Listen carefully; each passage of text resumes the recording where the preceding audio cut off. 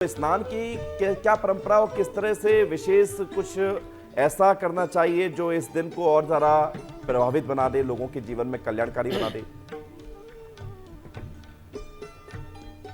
जी, मेरा आपसे कहना है कि स्नान परंपरा को लेकर के हमारे यहाँ तीर्थों की बात आती है कि सनातन धर्म परंपरा में जब मकर संक्रांति का पर्व काल आता है तो तीर्थों पर लोग स्नान करने पहुंचते हैं। उसके दो कारण है। तीर्थों की जो नदियों का जो जल होता है, उस जल में मकर मास का जब प्रवेश काल होता है या सूर्य का जब मकर राशि में प्रवेश होता है तो सूर्य की मकर राशि की जो रश्मियां हैं, उस रश्मियों से पानी में जो औषधीय गुण होते हैं वो उत्पन्न हो जाते हैं। इसलिए तीर्थ पे स्नान की मान्यता आयुर्वेदिक दृष्टिकोण से मानी जाती है। जी। दूसरे दृष्टिकोण से हम बात करें तो मकर मास में चूंकि सूर्य और शनि के जो टेम्परेचर है, वैज्ञानिक दृष्टिकोण से उसका बड़ा डिफरेंस आता है और यही से हम देखते हैं कि जब सूर्य उत्तरायण होने लगते हैं तो ठंड का प्रभाव धीरे धीरे क्षीण होता जाता है, कम होता जाता है। जी।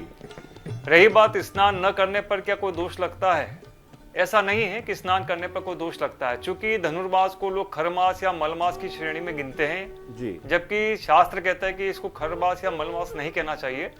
यह धनु की संक्रांति वाला मास है। धनुर्मास चूंकि धर्म शास्त्रीय दृष्टिकोण से जितना सत्संग हो सके, दान हो सके, धर्म यात्रा हो सके उसमें करना चाहिए।